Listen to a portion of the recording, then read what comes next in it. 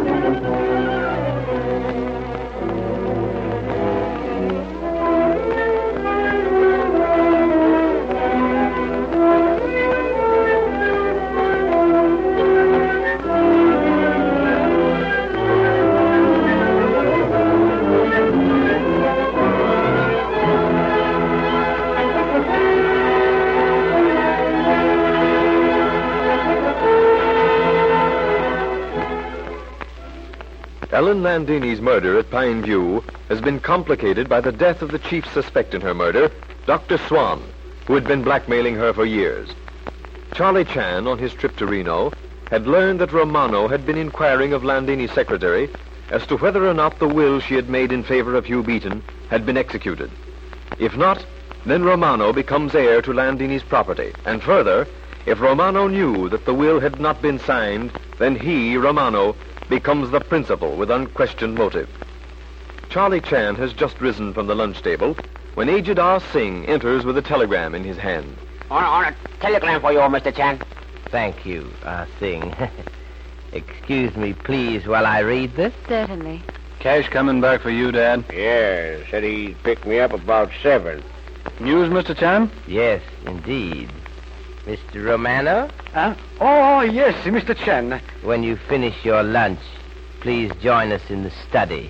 If it is really necessary, I was going Please, Mr. Romano, join us in the study. Can I help you, Mr. Holt? Yeah, if you don't mind, Mr. Chan. Bring Miss Beaton, Sheriff, if you will be so kind. Right now. Come on, Leslie. All right. Serious, Mr. Chan? Quite, Mr. Holt. Telegram from Ellen Landini's New York attorneys. So that's it, is it? Yes. Top step, Mr. Holt. Yeah, I get so as a kind to count them automatically. Well, what is it, Inspector? You look very serious, Mr. Chan. Indeed, yes, Miss Beaton. Despite expectations of our profession, approaching arrest always produces depressing feeling. Be so kind as to close door, Sheriff. Surely. Thank you so much. Telegram is from Landini's lawyers, New York. It informs us that Mr. Romano knew that new will leaving property to Hugh Beaton had not been signed. According to information, Romano wrote for information previous to arrival at Pine View, and that he received information likewise before arrival at Pine View. Yeah, that is serious.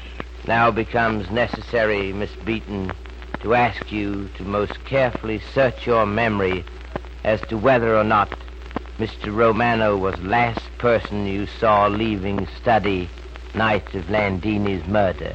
Inspector, I don't want to be the one to... I know, Leslie, but this is duty. But I'm so afraid of being wrong. If I should have been mistaken. Adopt attitude, Miss Beaton, if you please, that you are on witness stand and are answering under oath to best of your ability. Very well. To the best of my ability. My memory says Mr. Romano left the study first, Dr. Swan second, and Mr. Ward last. Mr. Romano did not return? I didn't see him. Well, if that's right, it couldn't very well have been Romano. Not unless he walked through the other rooms, out onto the balcony, and waited his chance. Come in. Sit down, Mr. Romano, please. Mr. Romano, we have asked you here to tell us, please, what it is you hesitated to tell me before lunch. I am sorry, but I do not know what it is that you mean. I think you do, Mr. Romano. You asked me before lunch what would happen to one who was possessed of information which would lead to capture of murderer. I tell you I know nothing. If, I said to Mr. Chen, observe that, I say if. Look here, Romano. You know something, so don't deny it. You don't want to tell because you're afraid it'll delay you in getting back to the bright lights and spending Landini's money. Well, it might. I can't promise.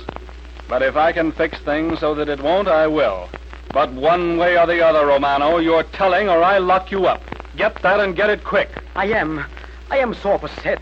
This American law, it is so confusing. What I saw, it was nothing. But I will tell you. I am in my room, looking out at the flying field. I see plain light, and for a time I watch it. Then it comes to me. Landini will be going now. Have I accomplished my purpose? No. A few bills are thrown to me like I am a beggar. I who have every right to demand. Am I not the husband? Have I not made Landini greatest singer? I go to my door. I will demand from Landini a definite appointment in Reno. I open the door. I see a man. Something in his manner I am not easily impressed, you understand. But this man, he acts stealthily.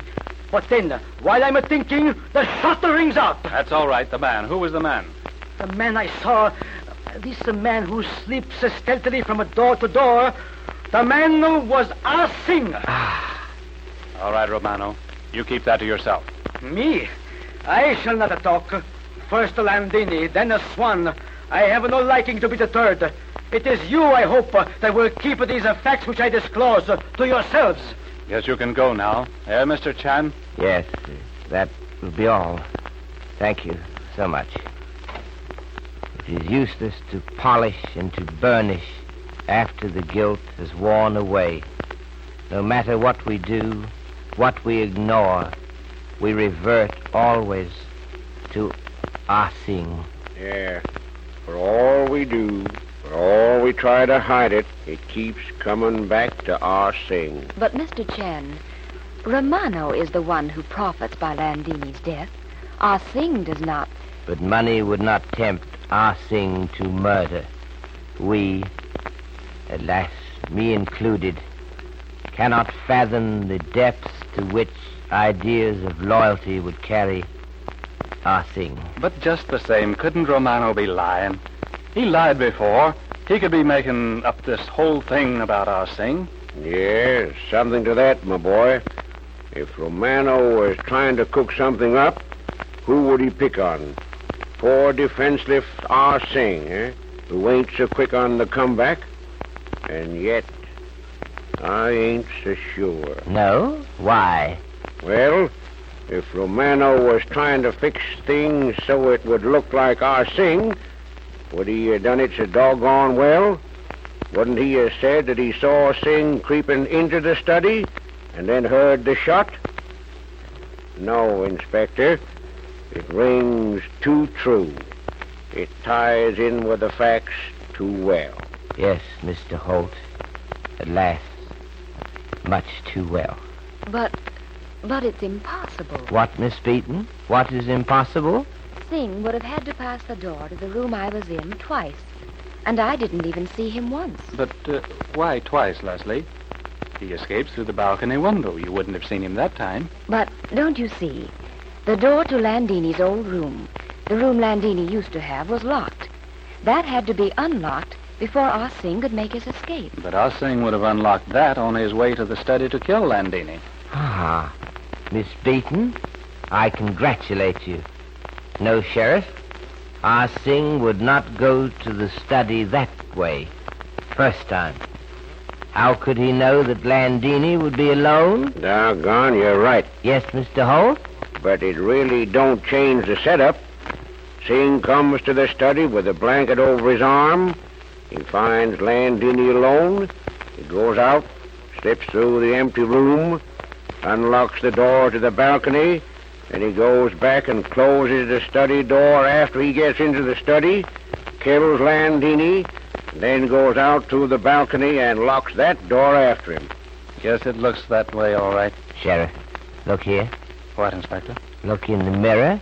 What do you see? Cecile. looking up and down the passage. She's got something in her hand that she's trying to hide. Most furtive manner suggests that we investigate. You come with me, Sheriff. Quickly, but quietly. Cecile? Cecile? Oh, Monsieur Chan, you require something? We, Sheriff and I, would like to speak with you a moment.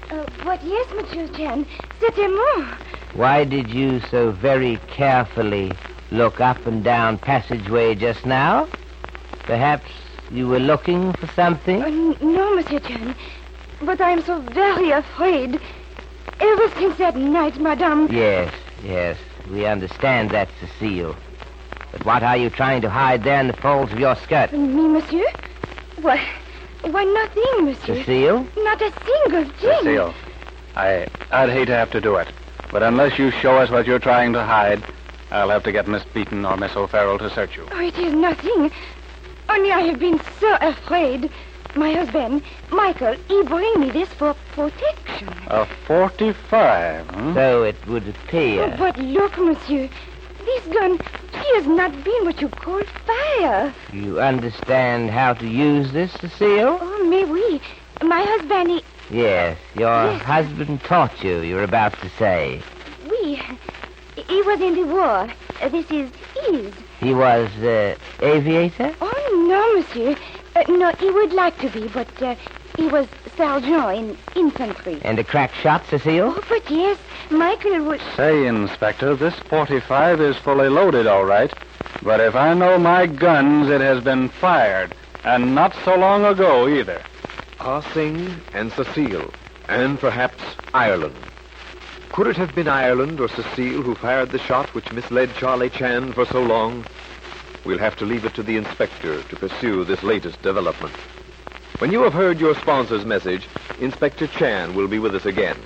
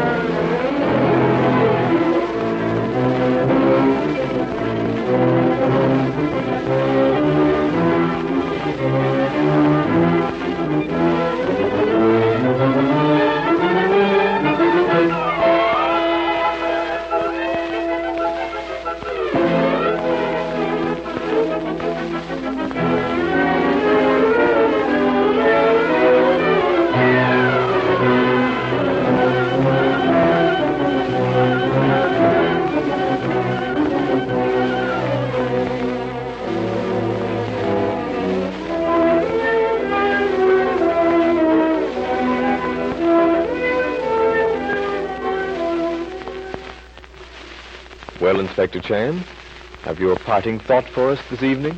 Indeed, yes, Mr. Wilson.